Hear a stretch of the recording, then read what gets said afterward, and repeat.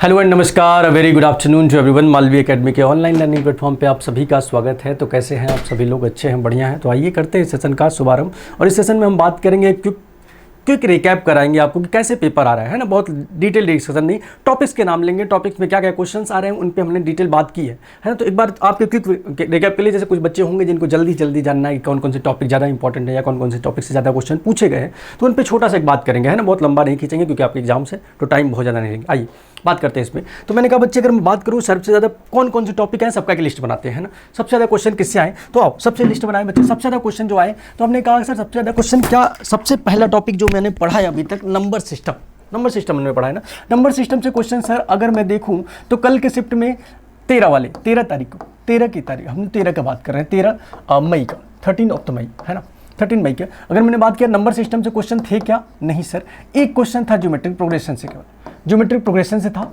दोनों शिफ्ट में मिला के, और एक आध क्वेश्चन था सर जो बेसिक मैथ्स पे था, है ना। ये था नंबर सिस्टम से, बस इतनी सी बात थी। अच्छा, मैंने कहा सर और तब किससे क्वेश्चन था? मैंने कहा दूसरा टॉपिक परसेंटेज से। मैंने कहा परसेंटेज से डायरेक्ट क्वेश्चन नहीं थे, परसेंटेज से डायरेक्ट क्वेश्चन नहीं थे। इसके सब पार्ट प्रॉफिट एंड लॉस से क्वेश्चन था। प्रॉफिट एंड लॉस से 3 क्वेश्चन थे, 3 क्वेश्चन थे सेकेंड शिफ्ट में, 3 क्वेश्चन सेकेंड शिफ्ट में, और सर सेकंड में 3 क्वेश्चन थे, और फर्स्ट वाली शिफ्ट में अगर मैं बात करूं, जो फर्स्ट शिफ्ट हमारा था उसमें केवल एक क्वेश्चन पूछा गया था, एक क्वेश्चन, जहां तक अभी मुझे पता चला है ना, एक क्वेश्चन। तो 3 क्वेश्चन सेकंड शिफ्ट में थे। अच्छा, इसमें क्या सबसे ज़्यादा पूछ रहा है? डिस्काउंट वाले। इसमें भी सबसे ज़्यादा डिस्काउंट के क्वेश्चन पूछे जा रहे हैं, है ना। डिस्काउंट के क्वेश्चन ज़्यादा पूछे गए, है ना। अच्छा, डिस्काउंट मतलब सर छूट वाले। मैंने कहा तीसरा टॉपिक जो हमारा सबसे मेजर टॉपिक रहा बच्चे, तीसरा टॉपिक बोलूँ मेंसुरेशन से क्वेश्चन पूछे गए सर। मेंसुरेशन से क्वेश्चन फॉर्मूले पूछे गए, फॉर्मूले। और सबसे बड़ी बात कि फॉर्मूलों का क्या पूछा गया, मैच द फॉलोइंग वाले क्वेश्चन, है ना, जिसमें 4 ऑप्शन दिए रहते हैं, वो वाले क्वेश्चन फॉर्मूला से क्वेश्चन पूछे गए। कौन कौन से फॉर्मूला थे? कोन था, सिलेंडर था, है ना, और सर सिलेंडर से एक डायरेक्ट क्वेश्चन भी था, एक डायरेक्ट क्वेश्चन भी इससे था, है ना, और स्पेयर का फॉर्मूला था, है ना। इन सब के फॉर्मूले से क्वेश्चन पूछे गए थे, मतलब एक ही क्वेश्चन में सारे फॉर्मूले को पूछ लिया गया था। और एक क्वेश्चन था जो कि सिलेंडर से था, जो डायरेक्टली क्वेश्चन पूछा गया था सिलेंडर से, है ना, डायरेक्ट क्वेश्चन था इससे एक क्वेश्चन। तो टोटल हम 2 क्वेश्चन पाए थे इसमें से, है ना, 2 क्वेश्चन इसमें पाए थे।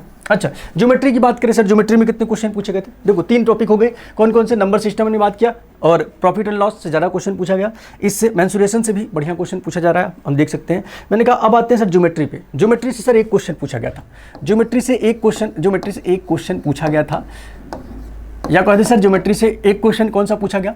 एक क्वेश्चन ज्योमेट्री में लाइन एंड एंगल वाले पार्ट से मैं बात कर रहा हूँ, लाइन एंड एंगल वाले पार्ट से एक क्वेश्चन पूछा गया था, है ना, जिसमें ऐसे कुछ ट्रायंगल सा फॉर्म कर रहा था, है ना, ऐसे कुछ ट्रायंगल सा फॉर्म कर रहा था, और कुछ एंगल्स दिए हुए थे यहाँ पे, ऐसे कुछ एंगल, और इसके एंगल के बारे में पूछा था, ऐसा कुछ दिया हुआ था, है ना। तो ऐसे क्वेश्चन पूछा गया था ज्योमेट्री से, है ना। मैंने कहा अच्छा, और मैंने कहा sir circle square mensuration 2D की बात करें, 2D में कितने, जैसे 3D में तो हमने बात कर लिया, मेंसुरेशन 2D से भी क्वेश्चन पूछे गए क्या? हाँ, सर्कल का क्वेश्चन एक पूछा गया था, एक सर्कल का और एक सर्कल स्क्वायर का मिक्स, है ना, एक सर्कल स्क्वायर का मिक्स। तो सर्कल स्क्वायर से क्वेश्चन पूछे गए थे, 2 क्वेश्चन दोनों शिफ्ट में मिलाकर पूछे गए थे, है ना।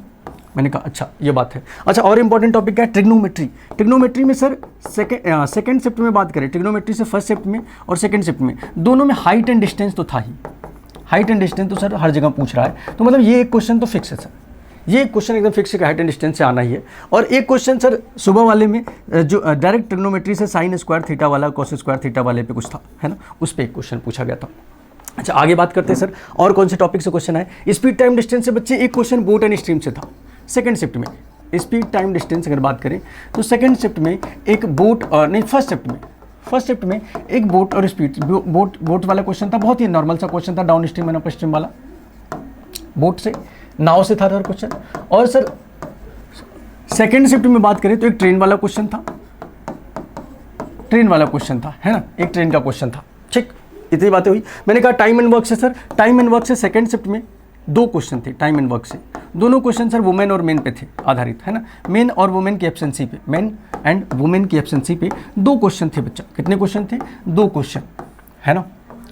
अच्छा, ये बात हमने की। अब मैंने कहा सर स्टैटिक्स से सर हर शिफ्ट में, मैंने कहा दोनों शिफ्ट में पूछे गए क्वेश्चन, दोनों क्वेश्चन में सर एक बार मीडियन निकालने को बोला गया है सेकंड शिफ्ट में मीडियन, और तीसरे में पहले वाले में जो पूछा गया मीन मीडियन मोड से रिलेशन, मीन मीडियन मोड का रिलेशन विथ टेबल, है ना, टेबल से मोड को ड्रॉ करना था और वहाँ से मीन मीडियन मोड का रिलेशन वाला formula sir 3 median minus 2 mean वाला, है ना, 3 मीडियन माइनस 2 मीन वाला एक फॉर्मूला मोड से था।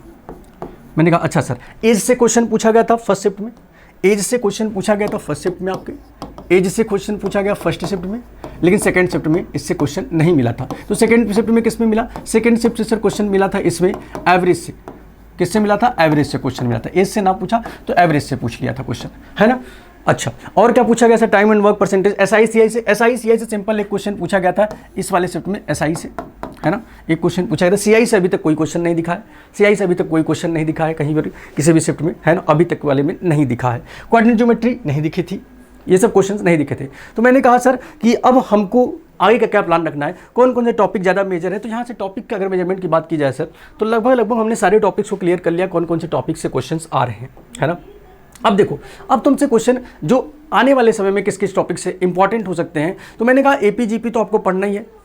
आने वाले क्वेश्चन में ट्रायंगल से क्वेश्चन कम पूछ रहा है, एरिया से, ट्रायंगल से रिलेटेड। तो हो सकता है ट्रायंगल से क्वेश्चन पूछ दे, ट्रायंगल की हाइट पूछ दे, ट्रायंगल के अंदर सर्कल बना दे, ट्रायंगल के बाहर सर्कल बना दे, इससे क्वेश्चन पूछ सकता है। और क्या पूछ सकता है सर आने वाले समय में? आने वाले समय में सर सिलेंडर कौन, इन सब की बात कर रहा है, हो सकता है इन पे क्वेश्चन हो जाए। पेपर फोल्डिंग, जैसे सिलेंडर को फोल्ड करके सिलेंडर, पेपर को फोल्ड करके सिलेंडर बनाना, इस पे क्वेश्चन इंपॉर्टेंट हो सकता है ये।